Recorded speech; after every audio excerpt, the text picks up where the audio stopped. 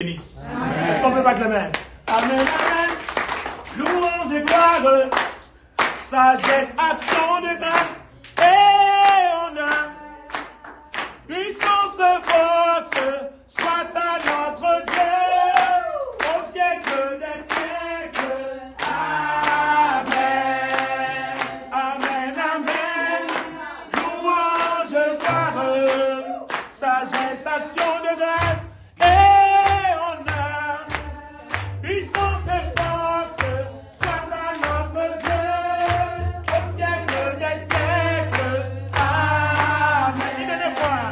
Amen, amen. Louange, gloire, sagesse, action de grâce et honneur. Puissance et force, soit à notre Dieu, au siècle des siècles. Amen. Maintenant, la deuxième partie.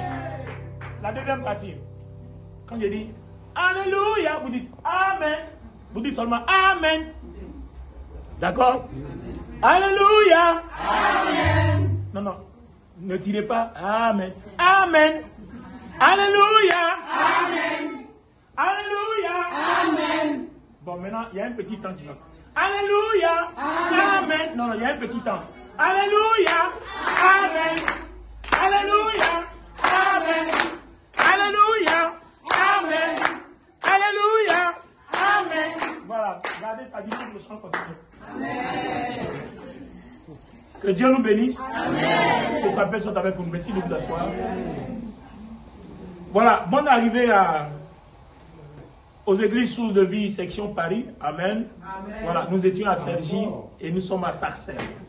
Alléluia. Je crois qu'on a notre combien? Troisième dimanche. Troisième dimanche. Alléluia. Soyez bénis et soyez les bienvenus. Nous allons poursuivre là où nous nous sommes arrêtés. On était dans Hébreux, le chapitre 11, et on étudiait la foi. Gloire à Dieu.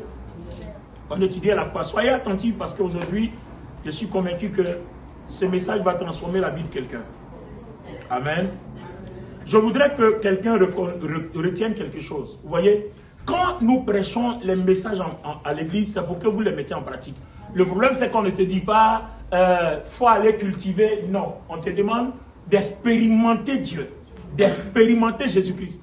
Si vous l'entendez, que vous ne l'expérimentez pas, vous ne connaîtrez jamais combien il est doux. Amen. Habillé, on chante une chanson, on dit Jésus est doux, oh. Ah, il est doux. Si vous ne l'expérimentez pas, vous ne saurez jamais combien Jésus est doux. Amen. Amen. Quand nous prêchons la grâce c'est quelque chose qui s'expérimente, ça se vit. Gloire à Dieu, ça se vit. Et je vous disais que j'ai été capable avec détermination, avec foi, de parler au réservoir de la voiture vide. Et j'ai parcouru 30 km avec le réservoir vide. Ça, c'est du jamais vu. Amen. C'est du jamais vu. Ça s'expérimente. Même moi-même, je ne l'avais jamais fait. Je ne l'avais jamais fait. Et le message que nous enseignons va nous aider à comprendre, à aller à une autre dimension de la parole de Dieu. Si vous avez cette Bible, que vous ne savez pas l'exploiter, mieux vaut la jeter parce que je ne sais pas pourquoi vous êtes chrétienne ou chrétienne. Amen.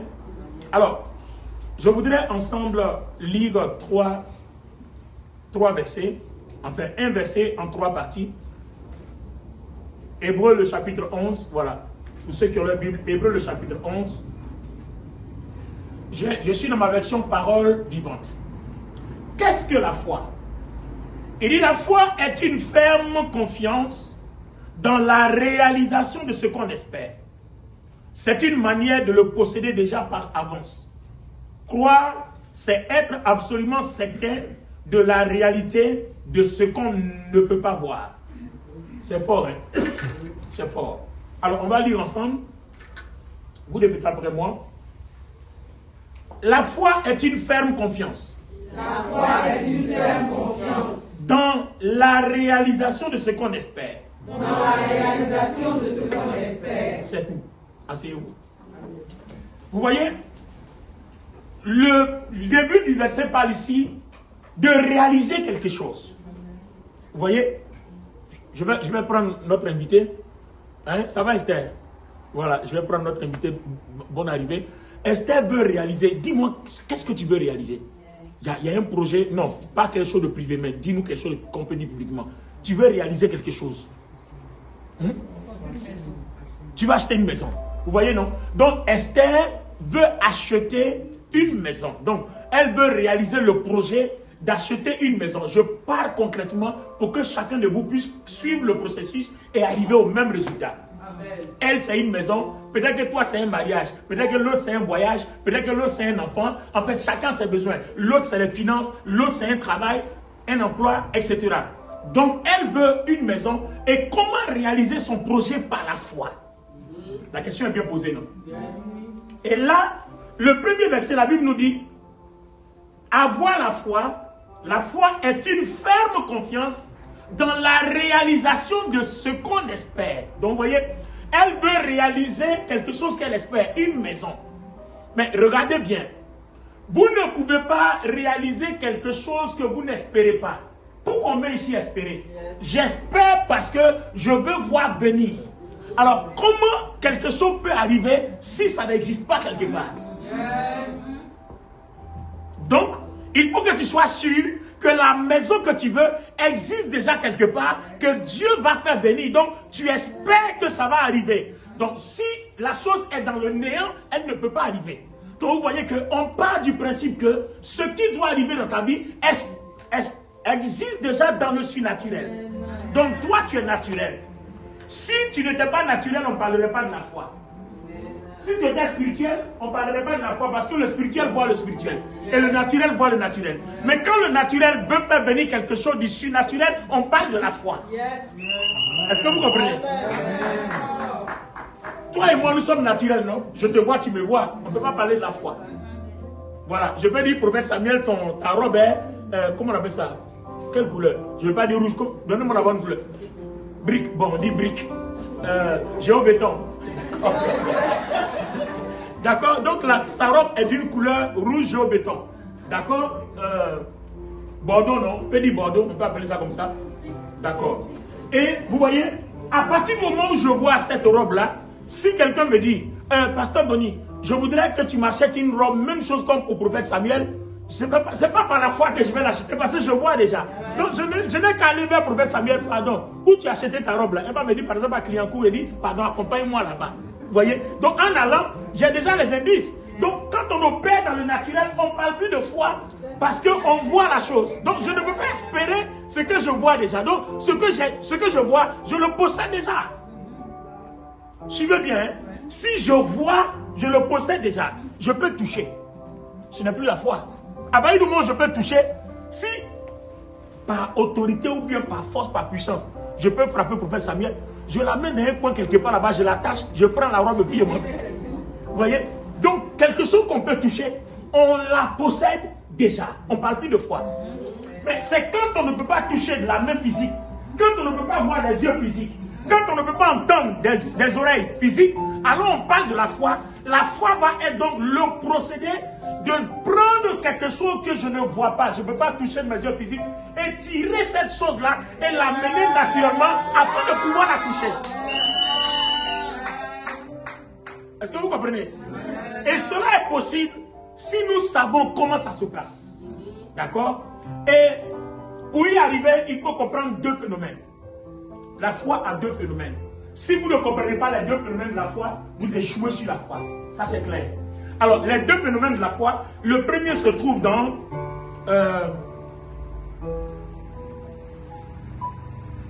je vais prendre la version King James en français, qui l'explique mieux.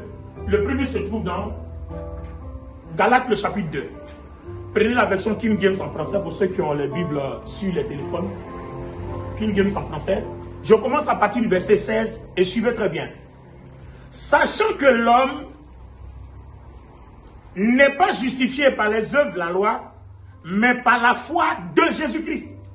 Vous pouvez répéter après moi très fort, la foi de Jésus-Christ. La foi de Jésus-Christ. Donc vous voyez que là, on parle de la foi de Jésus-Christ. D'accord? Donc nous sommes justifiés. Toi et moi, on est sauvés.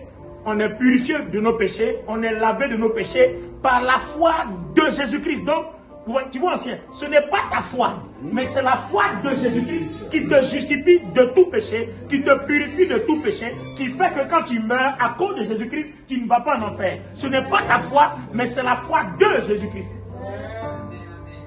Tu comprends, Justine? C'est la foi de, ce n'est pas ta foi. Qu'est-ce que ça veut dire? Jésus a fait quelque chose, et à cause de cette chose-là, Dieu me regarde comme un être innocent. Donc quand je vais vers Dieu, je vais vers Dieu ayant dans mon esprit ce que Jésus-Christ a fait pour moi.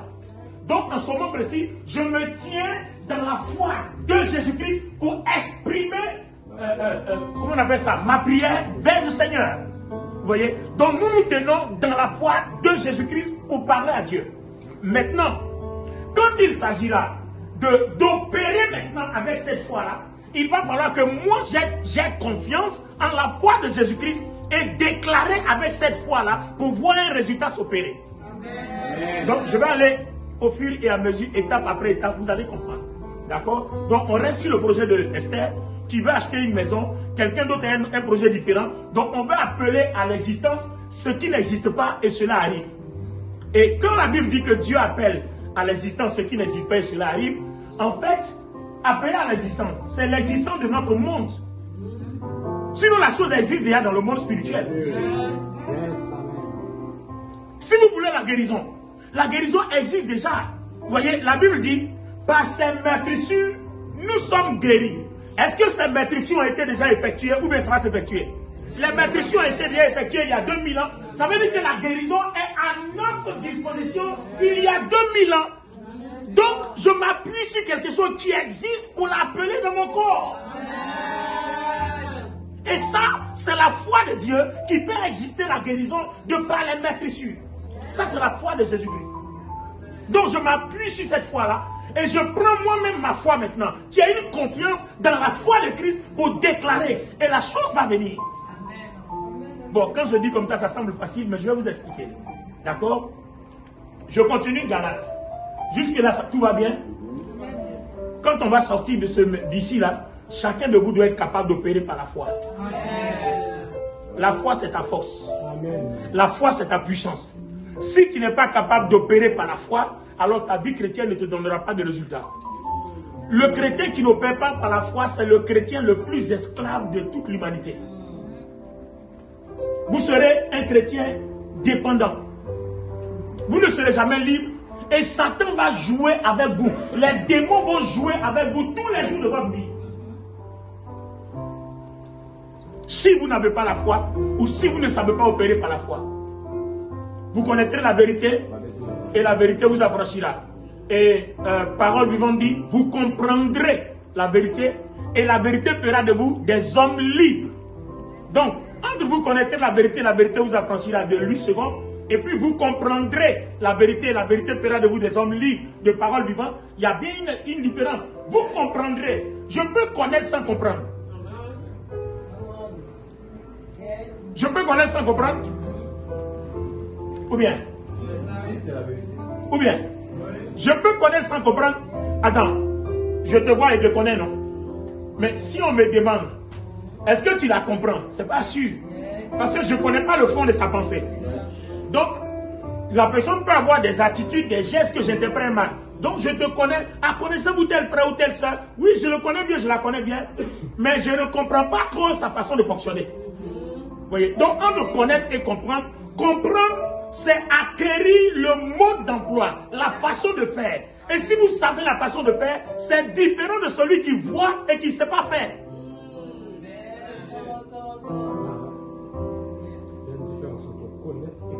Ah oui, il y a une différence entre connaître et comprendre. Je connais la marque de la télé, c'est Samsung. Mais je ne comprends pas comment elle fonctionne. Connaissez-vous cette voiture? Oui, je connais. Vous pouvez la démarrer. Avant, il y a des voitures, il faut mettre la clé dans le contact, tourner à 1 quart, 2 quarts. Mais maintenant, quand tu arrives, il faut mettre le pied soit sur le frein ou bien sur l'embrayage, ça dépend du modèle de voiture, avant d'appuyer le contact. Oh, je me souviens, un premier gaou, la première fois où Dieu m'a fait la grâce d'avoir une voiture toute neuve, nouvelle génération. J'avais les voitures de deuxième main avant, on mettait le contact, là, on tournait, et puis je monte dans la voiture, je cherche. où je vais introduire la clé, alors qu'on m'a donné une clé qui est ne serait-ce qu'un bouton. Voilà, un bouton, il n'y a pas de clé, c'est un bouton. Donc je suis assis dans la voiture et puis je cherche. Les gens sont autour, ils attendent que je démarre la voiture. J'allume. Donc je suis là, je regarde. C'est quelqu'un qui a tapé à la porte là. Monsieur, j'ai dit oui, vous voulez quoi? Vous voyez, quand c'est comme ça, vous avez honte d'une façon là. Vous avez honte d'une façon. Monsieur, vous voulez quoi? Vous avez des problèmes? Bon, j'ai dit un peu. Il dit un peu. Donc il m'a dit, vous ne savez pas l'allumer? J'ai dit oui, ben. Il dit, mettez le pied sur le frein et puis appuyez le bouton. Donc j'ai mis le pied, quelque chose s'est allumé sur le tableau de bord, j'ai appuyé, ça s'est allumé. Il dit, hein? On était, je crois, c'est pas ici en 2010 ou 2012, il y a plus de 10 ans de cela. C'était ma première fois d'avoir une voiture toute neuve. On roulait des voitures d'occasion. La foi a augmenté un peu. On a eu une voiture neuve, on ne sait pas l'allumer. Vous voyez, donc connaître et comprendre, ça fait deux choses. D'accord? Et suivez très bien ici ce qui est dit. Ici, il parle bien de la foi du Christ qui permet de conduire au salut par cette foi par laquelle nos péchés ont été effacés.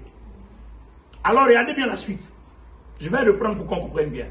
Sachant que l'homme n'est pas justifié par les œuvres de la loi, mais par la foi de Jésus-Christ. C'est-à-dire, nous avons cru en Jésus-Christ. Vous voyez, là le modèle change. On parle de la foi de Jésus-Christ. Et puis il dit maintenant, nous avons cru en Jésus-Christ afin que nous soyons justifiés par la foi de Christ. Waouh! On a cru en Jésus-Christ afin d'être justifiés par la foi de Christ. Vous voyez? Suivez bien. Suivez bien. Viens par là, viens par là. Amen. Amen. Voilà, l'apôtre Camille et son épouse, on peut acclamer Dieu pour eux. Vous voyez? Donc, je reprends Galates 2,16, vous voyez? Sachant que l'homme n'est pas justifié par les œuvres de la loi, mais par la foi de Christ. C'est-à-dire que nous avons cru en Christ, afin que nous soyons justifiés par la foi de Christ, et non par les œuvres de la loi, car par les œuvres de la loi, nulle chair ne sera justifiée. Je continue au verset 17. Je laisse le verset 17 et j'arrive au verset 20. Suivez bien le verset 20. Il dit, je suis crucifié avec Christ, cependant je vis, non par moi-même, mais Christ vit en moi. Et la vie que je vis maintenant dans la chair, je la vis par la foi du Fils de Dieu qui m'a aimé et s'est donné lui-même. Donc, il vit sa vie par la foi du Fils de Dieu. Alors, les amis, regardez bien. Apôtre Camille vient d'utiliser comme modèle. Voilà, il vient d'arriver. Il dit que nous sommes justifiés non par la loi, mais par la foi. La foi de Jésus-Christ. D'accord? Donc, Jésus-Christ est mort à la croix. Jésus-Christ a payé le prix pour que nous soyons sanctifiés. Son sang est versé pour que nous soyons purifiés. Donc, c'est Jésus-Christ qui est là. Donc, il a fait une œuvre. Maintenant, moi me voici. Vous comprenez, non? La mort de Jésus, c'est pour toute l'humanité. Quand Jésus-Christ mourait, il n'y avait même pas de chrétiens. Il est mort pour tous ceux qui étaient sous la loi. Ok? Donc, la Bible dit quoi? Jean 3,16. Car Dieu a tant aimé le monde qu'il a donné Jésus afin que quiconque, le quiconque là, c'est le monde entier. Donc quand Jésus meurt, il ne meurt pas pour une catégorie de personnes, il meurt pour quiconque.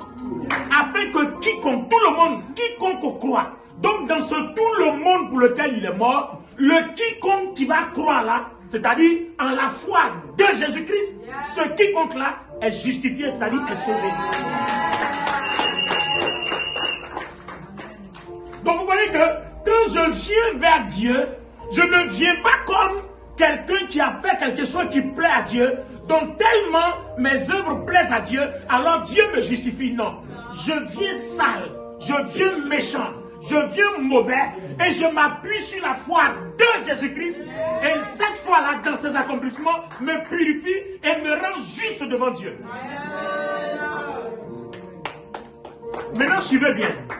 Donc, vous voyez, la première foi, c'est la fondation. C'est celle de Christ. Maintenant, à partir du moment où je m'appuie sur la foi de Christ, qu'est-ce que Christ a fait? On dit Christ me donne la guérison. Mais toutes les fois que je suis appuyé sur la foi de Christ, que je ne confesse pas la guérison, elle ne viendra jamais vers moi. C'est-à-dire qu'il va falloir que je m'approprie cette foi-là, pour qu'elle vienne vers moi. Alors, on me demande maintenant d'avoir une confiance ferme dans la foi de Christ et maintenant d'opérer.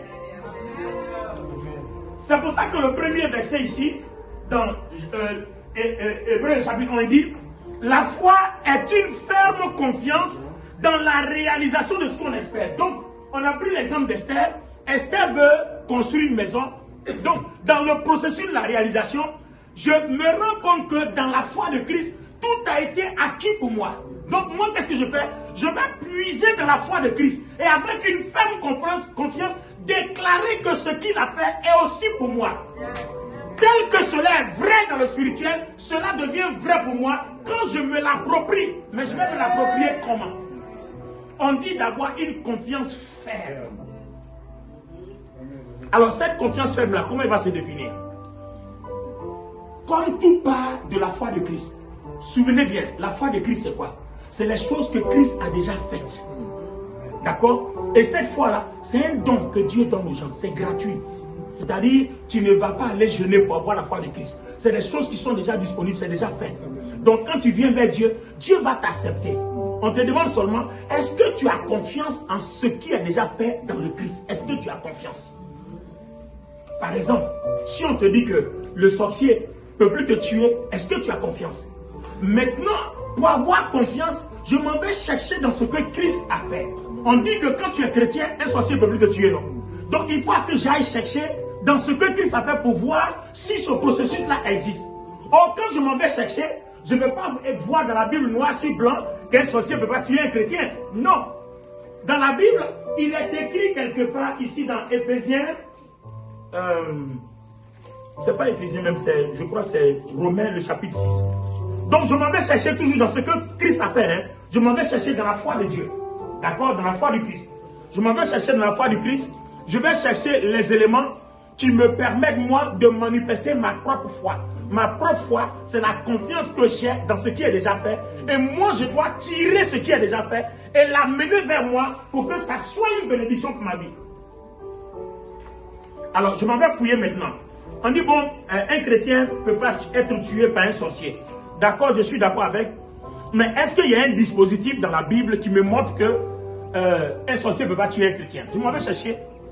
Et comme je lis dans la Bible pour voir ce que Christ a fait, il y a quelque chose ici qui m'informe que, par exemple, Romains le chapitre 6, le verset 5 m'informe que, en effet, nous sommes devenus un seul et même être avec Jésus-Christ. Nous lui avons été incorporés comme le greffon dans son porte-greffe. Si donc, nous avons été implantés en sa mort pour mourir avec lui, nous le serons aussi en sa résurrection pour revivre comme lui. Attends. Vous voyez maintenant ce que la foi de Christ va faire? Tu comprends, ma soeur? Ton nom c'est quoi? C'est Ruth. Ruth. D'accord. Ruth, c'est un nouveau nom. Ok, je vois ça sur le zoom. Donc Ruth, tu vois, qu'est-ce que cette foi-là, qu'est-ce que je vais faire de cette foi? Cette foi me dit que quand j'ai donné ma vie à Jésus, j'ai été incorporé en lui.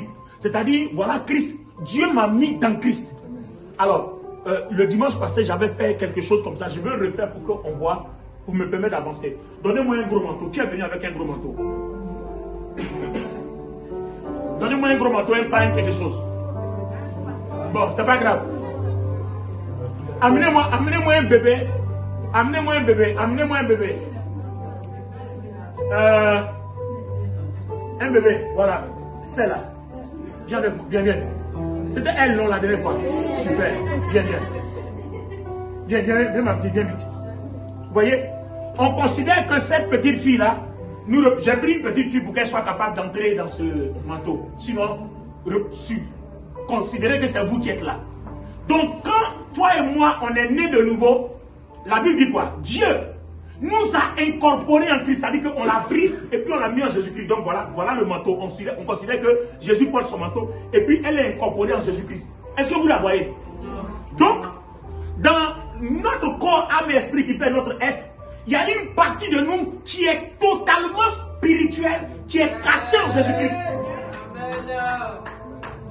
Donc, c'est-à-dire que là où tu es assise, Si toi et moi on est chrétiens, qu'on est vraiment né de nouveau, qu'on ne fait pas de fétiche, on ne va pas chez les magiciens, on ne va pas chez Bouddha, on ne va pas chez Kokamba, on ne fait pas ces trucs-là. Si on n'a que le Saint-Esprit et la Bible seule, voilà comment est notre esprit. Notre esprit est caché en Jésus-Christ ici. Donc dans ton corps, âme et esprit, il y a une partie de toi qui est totalement esprit, qui connaît Dieu dans toutes ses profondeurs. Quand Jésus-Christ fait, oh, lui il sait, ton esprit sait. Le problème c'est qu'il laisse ton âme et ton corps. Si toi tu ne fais pas de telle sorte que ce que ton esprit sait, ton âme le sache, alors tu resteras comme ça. C'est de ça qu'on parle, on parle de la foi. Là voilà la foi. Là. Vous voyez maintenant? Donc notre foi va consister à prendre ce que notre esprit enregistre pendant qu'il est dans le Christ et tirer ça avec notre âme pour que notre corps en soit affecté et impacté. Est-ce que cet exemple est clair pour tout le monde? Donc en fait, la foi là, ce n'est pas une invention. On a peur pour rien parce qu'on ne sait pas comment ça fonctionne. On croit que la foi est quelque chose d'extraordinaire. Il faut aller tirer ça. Non, c'est aussi simple. Le problème, c'est qu'on n'a pas compris ce que Christ a fait.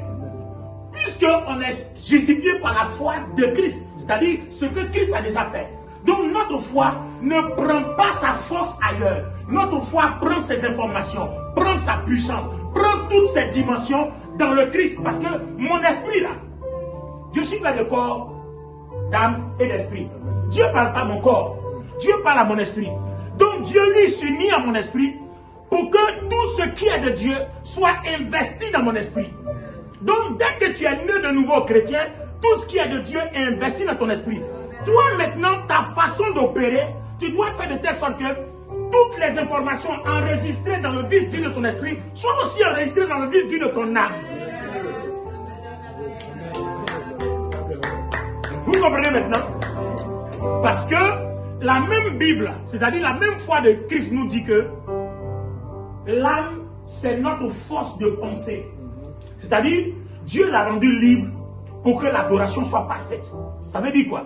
Dieu ne va pas te forcer à faire quoi que ce soit. Donc, si tu dis à Dieu, me voici, prends-moi, alors Dieu s'investit. Mais si tu dis à Satan, me voici, prends-moi, alors Satan s'investit. Donc, l'âme a le pouvoir de chasser Dieu ou de chasser Satan. Donc, voilà un arbitre qu'on appelle le libre arbitre, il est neutre.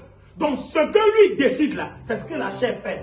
Jean 6, 63 dit, la chair n'a pas de pouvoir. Quand l'âme dit, dors, la chair dort. Quand l'âme dit, lève-toi, la chair se lève.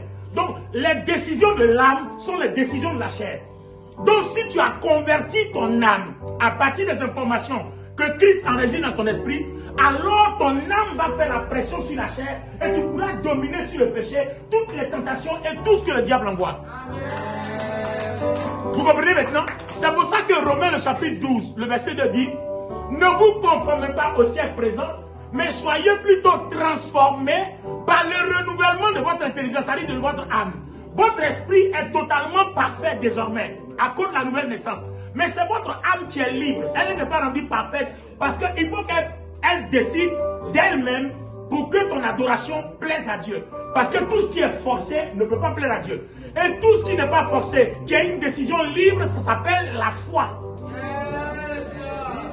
Je chante librement parce que je suis convaincu. J'adore librement parce que je suis convaincu. Je joue au piano à l'église librement parce que je suis convaincu. Tout ça, ce sont des actes de foi. À partir du moment où on vous oblige à venir à l'église, Dieu ne tient plus compte de ce que vous faites parce que vous n'êtes plus dans la foi.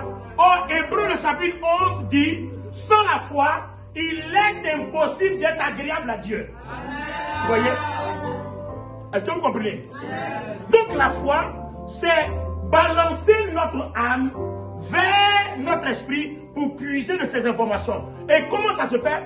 Le premier procédé te dit, il faut avoir confiance en ce que Christ a déjà fait.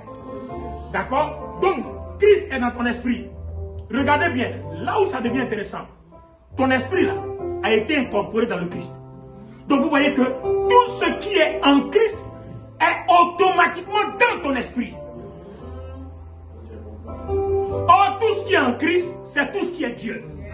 Donc vous voyez que quand vous lisez Hébreux, le chapitre 10, le verset 14, il dit, par un seul sacrifice, il a rendu notre esprit parfait Hébreux 10, 14. Donc, ton esprit est identique au Christ. Tout ce qui est dans le Christ, tout ce qui est dans Dieu, toute la plénitude de Dieu en toi.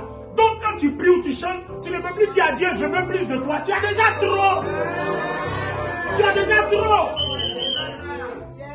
Plus de toi encore. Yeah, c'est faux, c'est pas bon, c'est pas une bonne chanson. C'est une chanson qui nous donne, qui nous rend incrédules. Vous voyez, on a déjà le Christ. Attends, tu as déjà le Christ, tu as déjà Dieu. Bon, tu veux plus, donc tu veux au-dessus de Dieu. Le problème, c'est ton incrédulité qui te fait croire qu'il te faut encore ajouter un plus. Tu n'as plus besoin de plus. Tu as besoin de puiser. C'est ton âme qui a besoin de puiser pour aller vers ta chair. Tu n'as pas besoin de plus d'onction. Tu n'as pas besoin de plus de jeûne. Tu n'as pas besoin de plus de prière. La petite chose qui peut te permettre de puiser dans ton esprit pour t'envoyer vers, pour envoyer tout ce que Christ est dans ton esprit vers ton âme, c'est ce qu'on appelle la foi. Alors le Seigneur dit, si vous avez la foi, comme ne serait-ce qu'un petit grain de sénévé. Donc vous voyez, vous n'avez pas besoin de grandes choses. Ne serait-ce que la petite foi te permet de faire circuler tout ce qui est de Christ vers ton âme. C'est tout. C'est tout. Vous n'avez même pas besoin d'aller jeûner 80 jours. Avant, on ne savait pas. On a maltraité notre corps. On a jeûné 7 jours sans manger, sans boire. Non, on avait besoin de la foi pour transporter ce qui est là, dans mon esprit, vers mon âme. Si tu réussis à transporter la guérison qui est dans l'esprit vers l'âme, alors en ce moment précis là, c'est fini. Ton corps est guéri. Ton corps est guéri. Voilà la foi, les amis. Aussi longtemps que tu ne pourras pas transporter ce qui est dans ton esprit vers ton âme, tous les autres rendront témoignage, tu seras toujours là. C'est pour ça qu'on te demande d'avoir une confiance ferme. Il faut être confiant que ce que Christ a fait là est la vérité. Et c'est ce qui fait nous autres notre force. C'est-à-dire là où je suis arrêté, tu viens me dire que Jésus-Christ n'est pas Seigneur, j'ai dit ton maudit. Pour ceux qui ne savent pas, ça dit tu es maudit. On l'a dit, non? Si quelqu'un dit que Christ n'est pas ressuscité ou bien n'est pas Seigneur, qu'il soit anathème, c'est-à-dire qu'il soit maudit. Il ne faudrait pas que quelqu'un, ou bien quelques circonstances que ce soit, puisse enlever de ta tête que ce que Christ a fait est douteux. Donc, premièrement, tu veux opérer dans la foi, il faut comprendre que ce que Christ a fait est déjà une réalité. Il faut l'admettre, il faut l'accepter. Donc, il y a des vérités. Et ces vérités qu'il faut admettre, c'est que ton esprit est incorporé dans le Christ. Ton esprit est parfait. Ton esprit ne peut plus commettre de péché. Parce que Éphésiens 1,13 dit, il est scellé par le Saint-Esprit dans le Christ. Je peux vous le lire si vous voulez. Amen. On ne raconte pas n'importe quoi. On parle de la foi du Christ. Éphésiens le chapitre 1, le verset 13. Quelqu'un est béni cet après-midi? Alléluia. Waouh. Donc, je vais aller doucement, doucement, pour que chacun de nous puisse avoir la foi. La foi. Amen. Alors, tout à l'heure, on va faire une expérience où nous allons prier. Et je sais que quelqu'un va être visité. Soit dans la guérison, soit quelque chose. Alléluia. Éphésiens 1, 13. Alors, Abod, je n'ai pas encore fini avec toi, je reviens vers toi. Alors, Papa dit, voilà, assois-toi confortablement, j'arrive. Voilà comme elle est assise, comme une sage, qui est bénie de ta génération. Au nom de Jésus. Voilà, montre-la un peu, montre-la un peu. Elle est assise comme une bonne sage. Qui est bénie, tape un peu. Voilà. Alors, regardez les amis. Éphésiens, le chapitre 1, le verset 13 dit, vous aussi, chrétiens entre les juifs, après avoir entendu le message de la vérité, c'est-à-dire la bonne nouvelle de votre salut, vous avez mis votre confiance en lui. Vous voici donc en communion avec le Christ, c'est-à-dire unis avec le Christ. D'accord? Par votre foi, vous avez été scellés de l'Esprit Saint, gage de si grandes promesses. Cet esprit, au verset 14, cet esprit annoncé depuis longtemps est à la fois la garantie et l'avant-goût de votre héritage commun. C'est une sorte d'acompte que Dieu nous donne sur le salut définitif. Une anticipation de la libération totale qu'il parachèvera. De la libération totale et parfaite qu'il nous a acquise. il sera pleinement notre le jour où il parachèvera cette délivrance pour laquelle il a payé un si grand prix, un motif de plus pour célébrer sa gloire magnifique. Je vous explique, ce n'est pas compliqué. Voilà, d'accord? Les amis, écoutez bien. Viens ma petite. Voilà. Vous voyez, quand elle est née de nouveau, ça c'est le chrétien, ça dit c'est toi et moi, elle nous représente. Quand nous sommes nés de nouveau, toi et moi, voilà comme ça. Notre esprit est incorporé dans le Christ. Et le Saint-Esprit, c'est lui qui nous a scellés comme ça. Le Saint-Esprit a scellé. Donc même si ta chair commet un péché, si Satan peut rentrer par ta chair, il ne peut pas aller toucher ton esprit. Parce qu'il y a une démarcation dans Hébreux chapitre 4, verset 12. Il dit qu'il y a une séparation entre âme et esprit. Donc Satan peut rentrer par la chair. Quand il arrive au niveau de l'âme, il est bloqué. Il ne peut pas aller par l'esprit. Parce que s'il revient au niveau de l'esprit, on peut encore mourir aller en enfer. C'est-à-dire, s'il a lié notre esprit, on peut encore mourir aller en enfer. Mais tant qu'il ne peut pas avoir droit à notre esprit, le jour où nous mourrons, Dieu va détruire notre chair, notre esprit est sauvé. Donc notre esprit est déjà sauvé d'office. Amen. Vous comprenez maintenant? Notre esprit, ton esprit, mon esprit est sauvé d'office. Donc à partir de cet instant-là, le salut ne se perd plus. Sauf si je me lève et puis je m'en vais dans le fétichisme. C'est-à-dire moi-même, où on m'a caché là, je suis allé dire Satan, il dérive encore. Donc celui qui retourne dans le fétichisme, s'il meurt, il va en enfer parce qu'il n'y a plus de sacrifice pour son péché. Puisque c'est quand l'esprit est lié par le diable que la mort devient notre partage. C'est ce qui s'est fait dans le jardin d'Éden. Et cette fois-ci, pour ne plus que Satan puisse lier encore notre esprit, parce que sinon, Jésus-Christ va devoir mourir encore pour refaire le sacrifice. Donc qu'est-ce que Dieu a fait? Il a caché notre esprit dans le Christ. C'est pour ça que la Bible dit, une seule fois pour toutes, Christ est mort, une seule fois. Ça veut dire que notre esprit est sauvé une seule fois, peut pas être sauvé plusieurs fois. Donc vous comprenez qu'en fait, l'âme, là, Dieu ne fait rien avec. Le corps, là, Dieu ne fait rien avec. Celui qui donne la vie, celui qui donne tout ça, c'est l'esprit. Lui, il a une garantie. Et toutes les informations du royaume de Dieu, Dieu l'a déposé dans ton esprit. Donc toi, on te demande seulement de vivre par l'esprit. Et puis, vivre par l'esprit, c'est quoi? C'est permettre au Saint-Esprit de prendre tout ce qui est ici et de communiquer à ton âme afin que tu les vois physiquement dans ta vie. Romains 8, 5, 6 dit, si tu vis par la chair aussi, le diable va passer par ton âme et puis il va empêcher tout ce que Dieu veut envoyer vers ton âme là. Parce que ça vient. Quand ça arrive à ton âme, le diable dit non, ça ne passe pas. Parce que tu vis par la chair. Donc tu dois ouvrir une porte. Et quand tu dois ouvrir une porte, lui vient le même bagage. Alors que si tu vis par l'esprit, lui vient, il brise toutes les portes. Et puis maintenant il s'assoit dans la chair. Alors on rentre maintenant dans 1 Corinthiens 6, 18, 19 qui dit, votre corps est le temple de l'esprit. C'est quand on vit par l'esprit qu'on permet au Saint-Esprit de traverser notre âme, qui volontairement décide que cela se passe, et puis vient s'asseoir dans notre corps. À ce moment précis-là, notre esprit étant totalement rempli de Dieu, notre corps étant totalement rempli du Saint-Esprit, on dit maintenant nous sommes remplis de la plénitude du Saint-Esprit. Donc la plénitude du Saint-Esprit, c'est ton esprit qui est déjà sauvé d'office par la foi de Christ. D'accord? Et puis il y a maintenant ton corps à qui tu as favorisé l'accès par le Saint-Esprit de venir s'asseoir dans ta chair à partir de ton âme. D'accord? Je peux évoluer? Oui. Je peux évoluer? Oui. Est-ce que vous êtes bénis cet après-midi? Maintenant, asseyez-vous, c'est bon. Tout le monde comprend maintenant? Oui. Alors, tu vois, il a dit, l'erreur que nous avons commise avant, quand on partait jeûner pour avoir l'onction. C'était une aberration. Le diable nous a eu, on s'est mortifié la chair, on s'est privé de nourriture, il nous a maltraités, on a souffert pour rien. En fait, à quoi sert le jeûne? Le jeûne là, on s'en va juste pour dire à Dieu, je viens soumettre mon âme à mon esprit pour que tes informations, tout ce que tu es dans mon esprit, mon âme aussi soit à l'image de mon esprit, c'est tout. Amen. Amen. Donc, jeûner, prier, lire la Bible, c'est permettre que ton âme soit à l'image de ton esprit. Or, on sait que le corps ne fait rien. Dès l'instant où ton âme est à l'image de ton esprit, ton corps prend toutes les informations de ton âme et devient comme ton âme. Ton corps n'est pas le problème.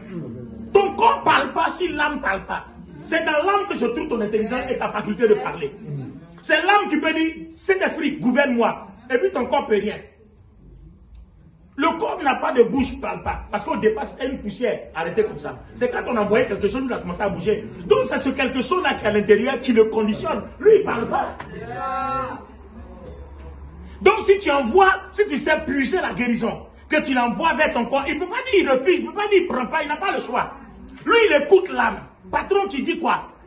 Et puis l'âme dit, mon petit, j'ai dit, prends la guérison. Il dit, d'accord, envoie. Vérité. Est-ce que vous comprenez? C'est comme ça que ça se passe. Le problème, c'est que comme on ne sait pas, on est incrédule, on a peur. Tu es en train de prier, Seigneur, guéris-moi, et puis ton cœur bat. Est-ce que c'est possible? Mais on dit, vous comprendrez. Non, on n'a pas dit vous connaîtrez. Vous comprendrez la vérité, et la vérité fera de vous des hommes libres. Donc, connaître, maintenant comprendre. Connaître, c'est que la réalité en face de moi, mais comprendre, c'est découvrir le procédé, le mode d'emploi, le mode de fonctionnement. Je peux entendre la main bien de quelqu'un. Alors, comment se fait la démonstration?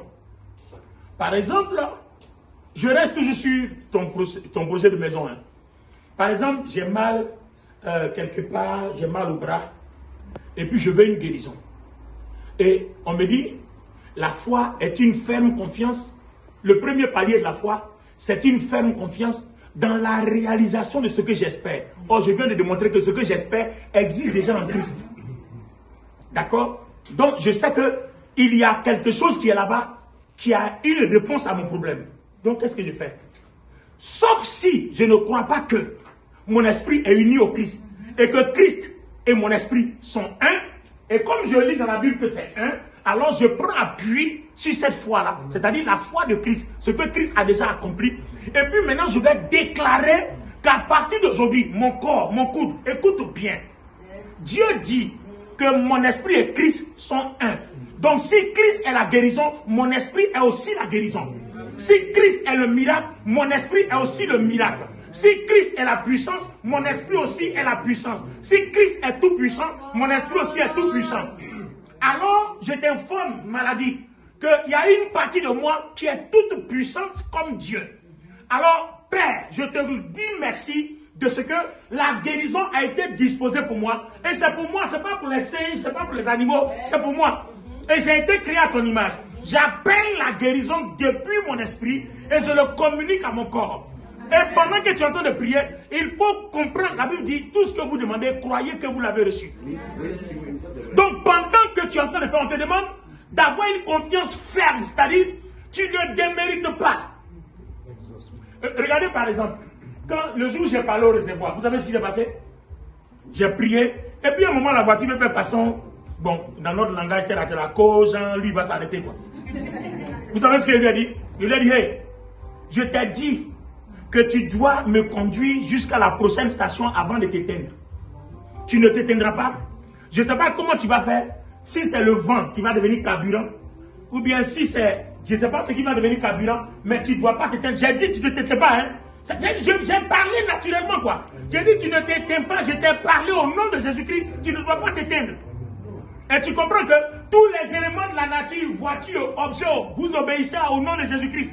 Parce que regardez, si un tas de sable, l'esprit rentre dedans et puis ça parle, c'est que la ferraille, si l'esprit rentre dedans, il va l'envoyer où il veut. Donc vous voyez que je prends appui sur la parole et je crois que Dieu peut le faire. Et j'ai déclaré, au bout de quelques minutes, l'aiguille est descendue. La jauge du réservoir s'est éteinte, le voyant jaune, et c'est descendu. Là où on arrive pour que le carburant remonte encore dans la réserve. Avant de remonter encore.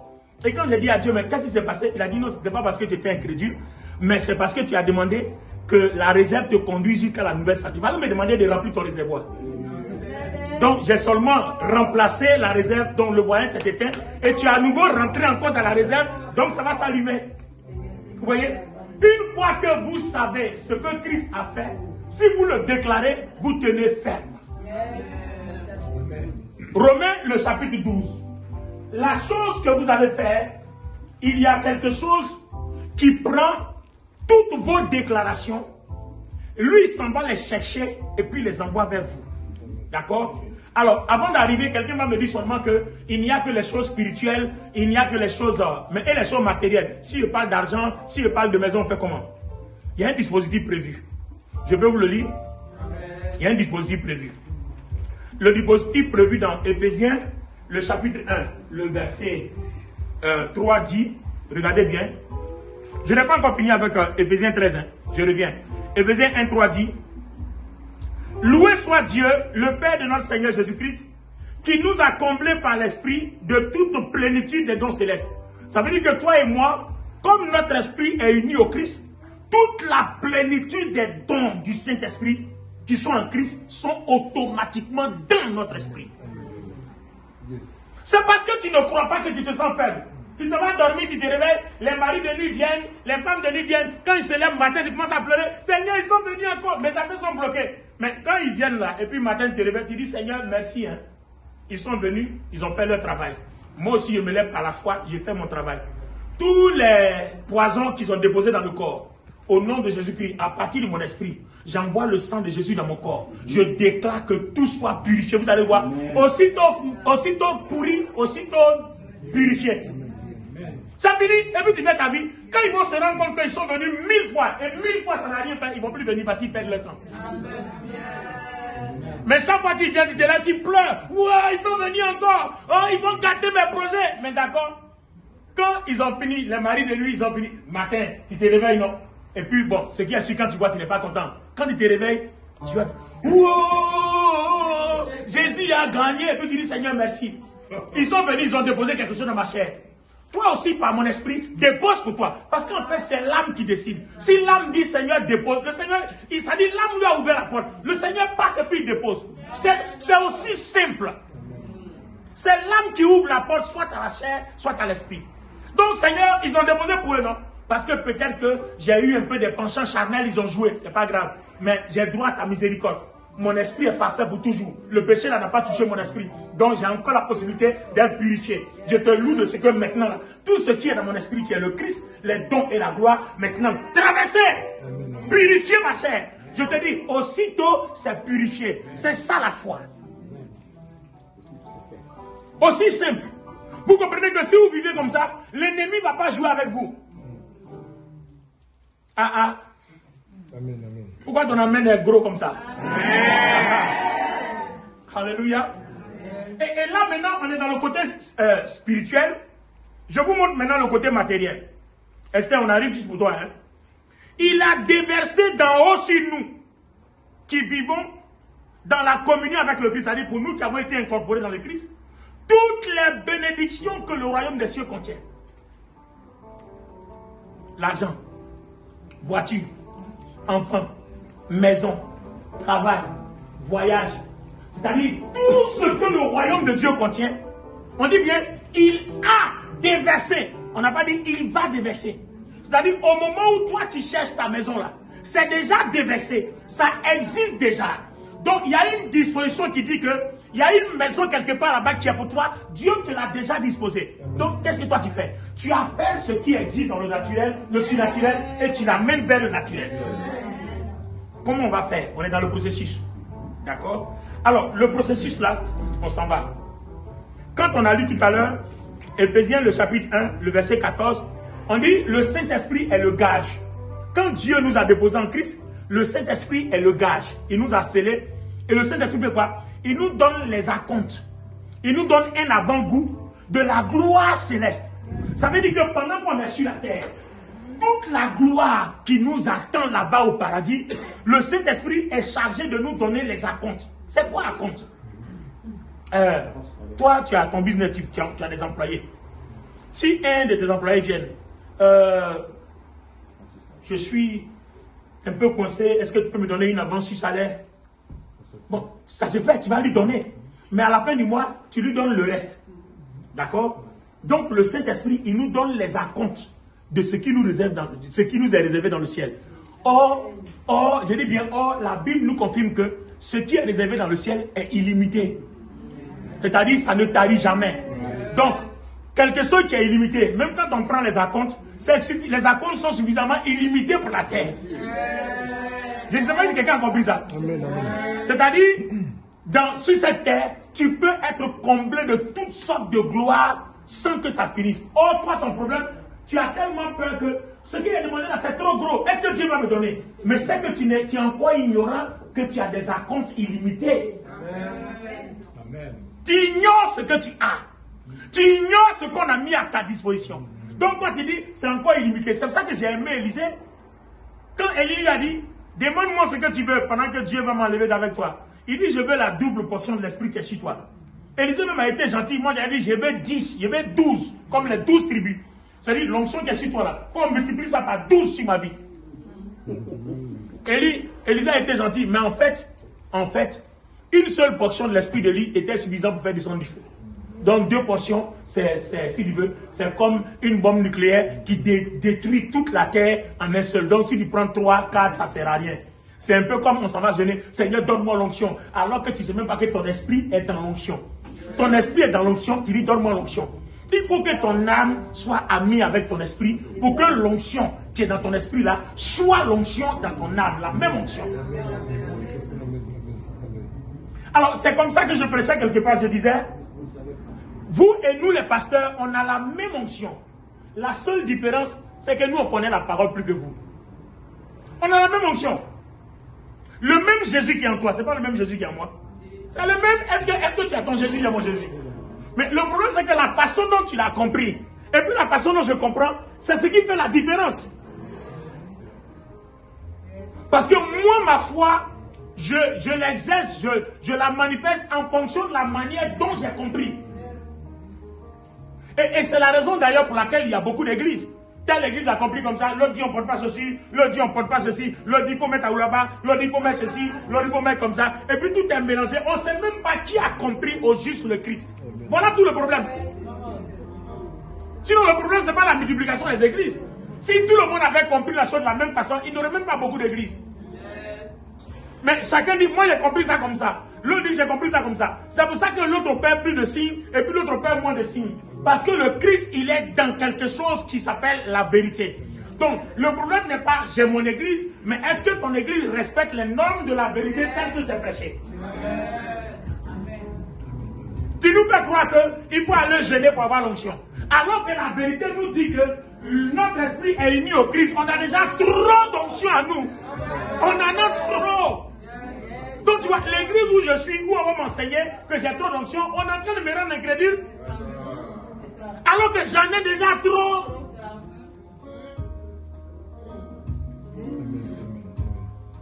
Comment je peux prier? Seigneur, remplis-moi. Mais tu es trop rempli. Ta coupe est trop débordante. Tu es trop rempli. Ce n'est pas maintenant je vais dire, Seigneur, remplis-moi. Imagine que tu es en face d'un prédicateur, il dit, oh, je prie que le Seigneur te remplisse. Le Seigneur te remplit. Mais il est en train de te rendre incrédule. Cette prière là va pas quelque part, il est en train de perdre ton temps. Tu es déjà trop rempli pour qu'on te remplisse encore. Et le Seigneur n'écoute pas ce genre de prière. Ça s'appelle tout simplement l'incrédulité. Alors, le problème c'est quoi? Une fois que vous avez confiance en la foi du Christ, c'est là que je vais m'arrêter aujourd'hui. Il faut maintenant faire quoi? Il faut déclarer. Il faut déclarer. D'accord? Il faut déclarer. Je vous exhorte à regarder. Il y a un direct que j'ai fait, je crois, hier samedi. Voilà, le samedi du sport. Sur ma page Facebook. Je l'ai mis aussi sur ma page YouTube, Olivier Boni Ministry. Olivier Boni Ministry. Regardez ce direct-là. J'ai expliqué vraiment dans les détails l'opération de la foi. D'accord? Alors, regardez bien ce que Hébreux, le chapitre 4, le verset 12 dit. Suivez bien, Hébreux 4, 12. Écoutez bien, hein, parce que c'est à partir d'ici là que les choses commencent. Je vais m'arrêter là pour aujourd'hui.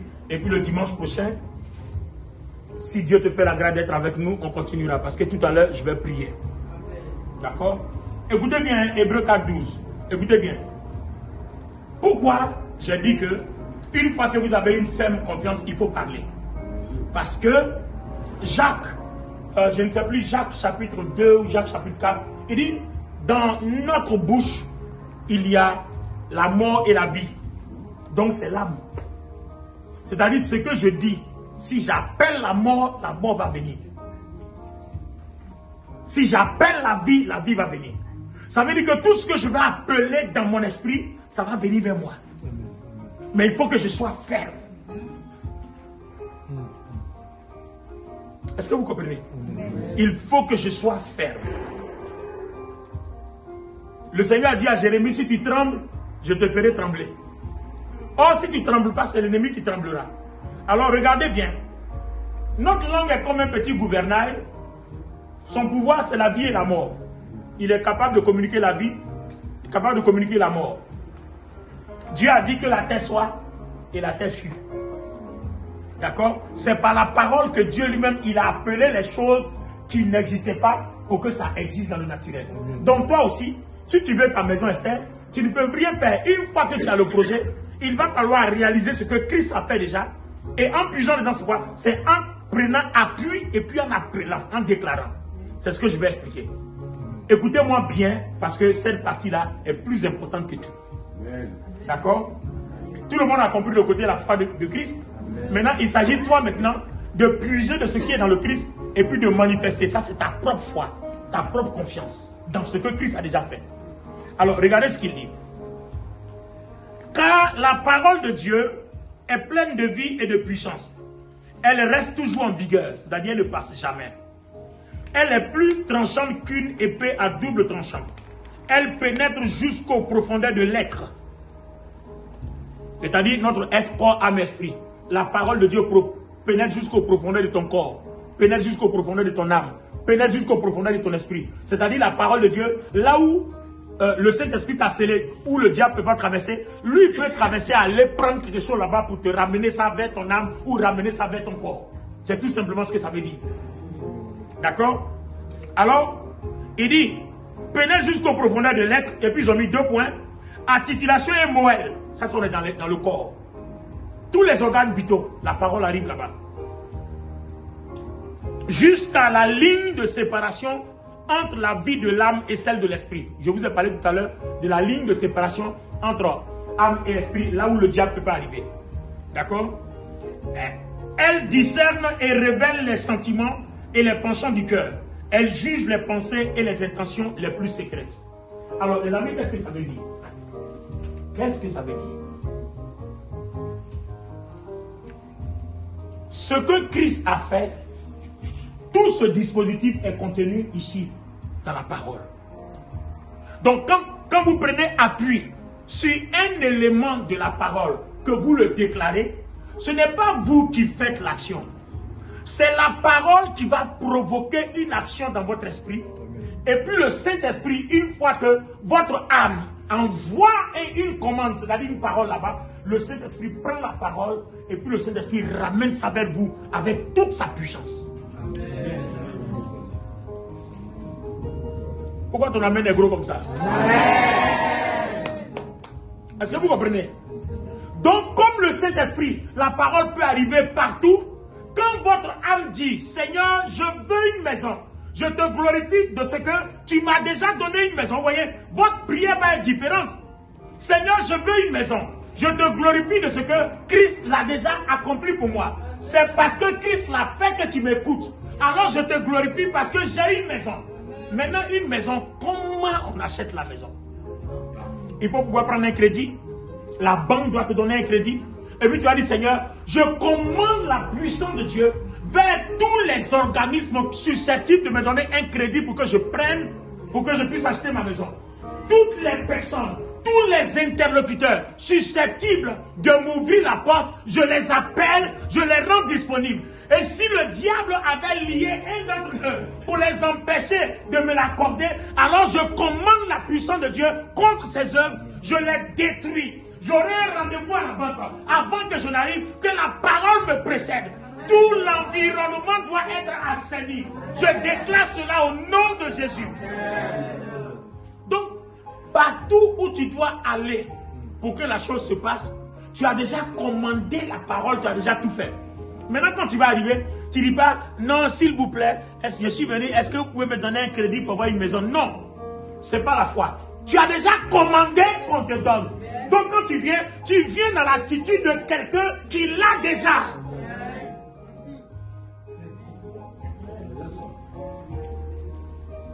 Amen ou amen pas? Amen.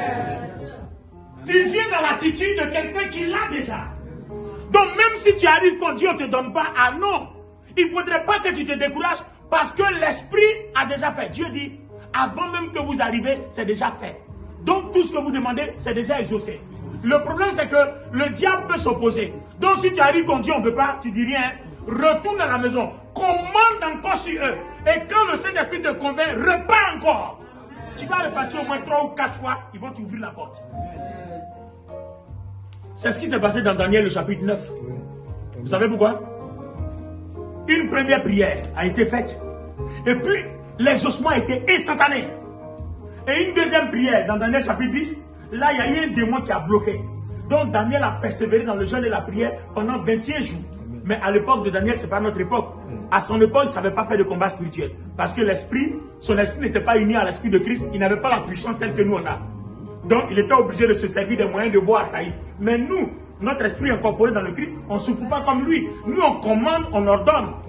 Et là, c'était Daniel. Mais quelqu'un comme Élisée et puis Élie, Dieu nous a donné un message par la foi là-bas. Et c'est là que je m'arrête aujourd'hui. Regardez le message de la foi. Élisée veut la double portion de l'onction qui est sur Élie. D'accord? Élie lui dit, ce n'est pas impossible, hein? Mais si tu m'as vu, pendant que Dieu m'enlève d'avec toi, Dieu me sépare de toi, c'est que tu as reçu. Mais qu'est-ce qu'Élisée fait? Quand Élisée a vu Élie partir, il dit, mon père, donc il a confessé. Je vois des chars, je vois des chevaux, je vois une cavalerie. Alors toi aussi tu dis, Seigneur, Père, je te donne toute la gloire. J'ai vu Jésus à la croix. La Bible déclare quoi? Que toutes les bénédictions qui sont dans le royaume m'ont été déjà données. Vous voyez, c'est la même chose. Donc il déclare ce qu'il a vu. Il déclare ce qu'il a vu. Et quand il a déclaré, Élie a fait quoi? Il n'avait pas d'autre choix que de laisser tomber le manteau. Bien sûr. Donc si vous déclarez, Dieu va laisser tomber. Mais est-ce que vous avez vu? C'est pour ça maintenant que le deuxième palier que je vais aborder le dimanche prochain, est-ce que vous avez vu? Le deuxième palier dit, je vous annonce seulement le deuxième palier et puis je m'arrête là, je ne vais pas le développer. Le deuxième palier dit, je suis dans Hébreux le chapitre 11.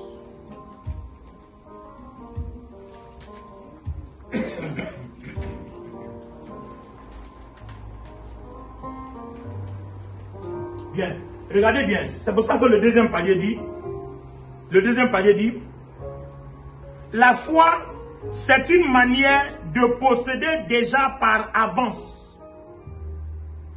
C'est une manière de posséder déjà par avance. Ça, c'est le deuxième palier.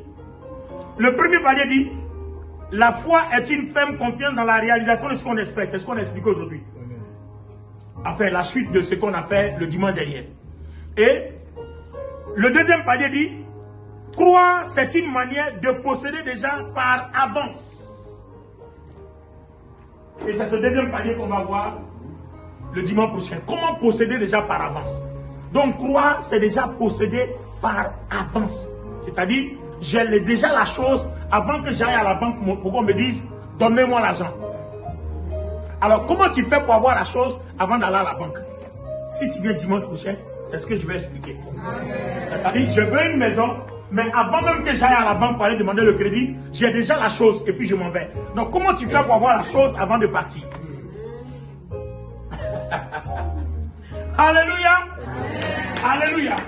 Alors, pour le premier niveau, nous, on va s'appuyer sur ce que Jésus a déjà fait et puis on va déclarer. Amen. Parce que quand on déclare, la parole de Dieu rentre partout et on sait qu'il y a un manteau qui tombe. Mais pour Élisée, ce n'est pas fini. Hein. Quand le manteau est tombé, il a pris le manteau et puis il a déchiré ses vêtements. C'est lié à ce qu'on possède déjà à l'avance. Donc dimanche prochain, on va joindre les deux là et puis on va fabriquer quelque chose par le Saint-Esprit. Tenez-vous debout. On va prier. Alors, si vous voulez prier avec nous, ici c'est Sarcelles, c'est 3 rue du Bas-Péreux. Nous sommes à 95 200 à Sarcelles. Voilà, c'est de 15h à 17h30. Nous sommes en train de voir s'il y a la possibilité de ramener nos cultes de 14h à 16h30. On va discuter et puis on verra dans l'avenir ce que ça donnera. Alors, Dieu vous bénisse. Rendez-vous dimanche prochain. Merci.